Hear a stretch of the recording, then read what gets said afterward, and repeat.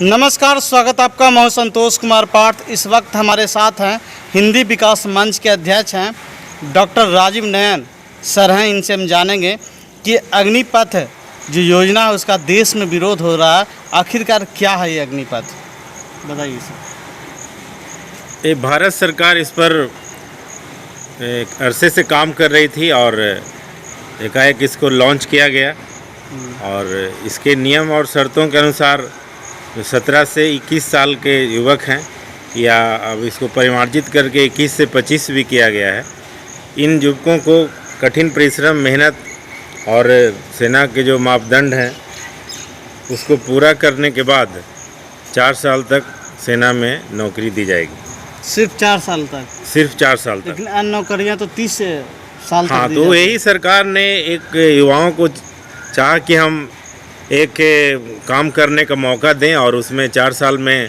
जो 30,000 प्रति महीना उनका तनख्वाह होगा, तो कह रही है कि रिटायरमेंट तक। और क्या इसमें रिटायरमेंट भी मिलेगा? रिटायरमेंट के बाद पेंशन तो नहीं है, लेकिन एक मुश्त कुछ राशि है लमसम करके, तो टोटल ऐसे 30 लाख तक 4 साल में कमा लेंगे, नौकरी के अलावा जो एक मुश्त देगा। और सरकार कह रही कि इससे बहुत सारे जो गरीब तबके के लड़के हैं और इससे इस पैसे का उपयोग करके कोई दूसरा वो स्वरोजगार कर सकते हैं। आगे है कि 25% तक लोगों का इस अगर नौकरी को पूरा कर लेते हैं तो उनको दूसरी सेवा में आरक्षण भी दिया जाएगा। लेकिन आज का युवा ये लॉलीपॉप नहीं चाहता है, वो चाहता है कि मुकम्मल नौकरी हो, जैसे सेना में पहले बहाली होती थी उस नियम से चाहता है। और उसी के कारण आज अग्निपथ है जो आप देख रहे हैं कि कैसे लथपथ हो रहा है और युवा सड़कों पर उतरकर आगजनी कर रहे हैं। और सही में जो अग्नि नाम है वो देख रहे हैं कि ट्रेनों को में आग लगाया जा रहा है। तो नहीं लगता कि सरकार लॉलीपॉप दिखाने का काम कर रही है युवाओं के बीच में, छात्रों के बीच में? हाँ, निश्चित रूप से जो युवा परिश्रम करता है, परीक्षा देता है, कॉम्पिटिटिव एग्ज़ाम देता है, शारीरिक चुनौतियों से पार पाकर सेना में आना चाहता है, तो वो तो चाहेगा कि इसमें मुकम्मल तौर पर जैसे बहाली होती है वैसे हो।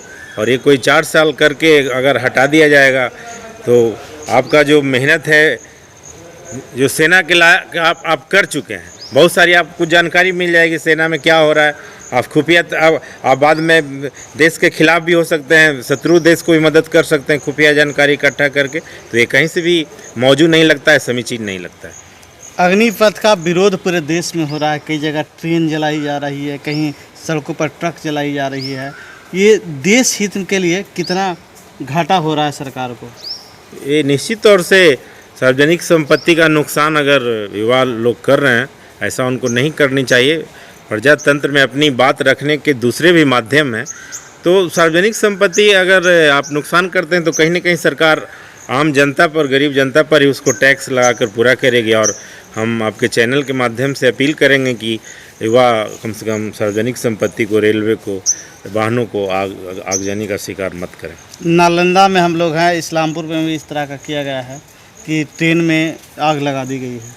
देखिए, बिहार में भाजपा और जदयू की सरकार है और एक तरफ भाजपा का स्टैंड इस ढंग का है। रक्षा मंत्री कह रहे हैं कि हम अगले सप्ताह से इस योजना को, अग्निपथ और अग्निवीर को लागू करेंगे। दूसरी ओर जदयू का जो राष्ट्रीय अध्यक्ष हैं, कल उनका बयान आया था ललन बाबू का कि नहीं भाई, इस पर सरकार पुनर्विचार करे। तो बिहार में भी हिंसा हो रही है और बिहार के युवा भी आप जानते ही हैं कि कई मुद्दों पर सड़कों पर उतरते हैं। पिछले दिनों एनटीपीसी पर ज़बरदस्त आंदोलन हुआ था और ट्रेन को ये लोग समझते हैं कि ये भारत सरकार की चीज़ है, यही उनकी गलतफहमी है। ये तो आप ही की चीज़ है, ऐसा नहीं करना चाहिए।